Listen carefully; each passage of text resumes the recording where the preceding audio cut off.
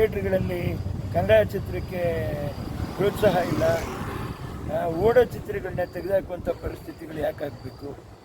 ಕನ್ನಡಕ್ಕೆ ಅಂತ ಒಂದು ಸ್ವಲ್ಪ ಸ್ಕ್ರೀನ್ಗಳನ್ನ ಅದೇನು ಹೇಳ್ತಾರೆ ಪ್ರೈಮ್ ಟೈಮ್ನ ಸ್ವಲ್ಪ ಒಂದು 2-3 ಸ್ಕ್ರೀನಿಂಗ್ ಆದರೂ ಕನ್ನಡ ಚಿತ್ರಗೋಸ್ಕರ ದಯವಿಟ್ಟು ಚಿತ್ರಮಂದಿರಗಳು ಕಾದಿಡಲಿ ಅಂತ ಹೇಳ್ತಾ ಇದ್ದೀನಿ. ಮಾಲ್ಗಳಿಗೆ ಎಲ್ರಿಗೂ ನಾನು ಕೇಳ್ಕೊತಾ ಇದ್ದೀನಿ. ನೀವು ನಾವು ತಿಂತಾ ಇರೋದು ಕರ್ನಾಟಕದನ್ನು ಎಲ್ಲರೂ ನೀವು ಬೇರೆ ಭಾಷೆದು ಹಾಕ್ಕೊಳ್ರಿ, ನಾವು ಬೇಡ ಅಂತಂತ ಹೇಳಲಿಲ್ಲ.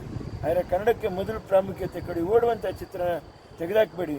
ನನ್ನ ಕಾಲದಲ್ಲಿ ಸಿಂಗಲ್ ಸ್ಕ್ರೀನ್ ಥಿಯೇಟ್ರ್ನಲ್ಲಿ ನಾನೇನು ಕಷ್ಟ ಅನುಭವಿಸಿದ್ನೋ, ನೋವು ಅನುಭವಿಸಿದ್ನೋ, ಪಾಪ ವಿನೋದ್ ಪ್ರಭಾಕರ್ ಅವರು ನನಗೆ ಮಾತ್ರ ಎಲ್ಲ ಬೇರೆ ಚಿತ್ರಕ್ಕೂ ಈಗ ಆಗಬಾರ್ದು ಅಂತ ಒದ್ದಾಡ್ತಾ ಇದ್ದಾರೆ. ಪಾಪ ಎಲ್ಲ ಯುವಕರು ಇನ್ನೂ ಎಷ್ಟೋ ಜನ ಮುಂದೆ ಬಂದು ಚೆನ್ನಾಗಾಗುವಂಥವ್ರು ಇದ್ದಾರೆ.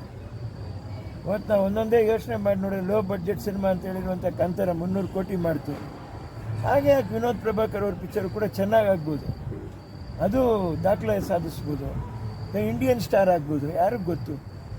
ಪ್ರೋತ್ಸಾಹ ಕೊಟ್ಟರೆ ಮಾತ್ರ ಅದು ಉಳ್ಕೊಳ್ಳೋದು. ವಿನೋದ್ ಅವರೇ ಯೋಚನೆ ಮಾಡಬೇಡಿ, ಇಲ್ಲೇ ಒಂದು ವಿನೋದ್ ಇದ್ದೀನಿ, ನನ್ನಿಂದ ಬೇರೆ ಏನು ಮಾಡೋಕ್ಕಾಗಲಿಲ್ಲ ಅಂದರೆ ನಿಮಗೋಸ್ಕರ ಒಂದು ಕಂಠನ ಅಂತ ಕೂಗ್ಬಿಟ್ಟು ನಿಮಗೋಸ್ಕರ ಕೇಳಿ ಮಾತಾಡೋಷ್ಟು ತಾಳ್ಮೆ ಭಗವಂತ ನನ್ನ ತಾಯಿಯು ನನಗೆ ಆಶೀರ್ವಾದ ಮಾಡಿದ್ದಾರೆ.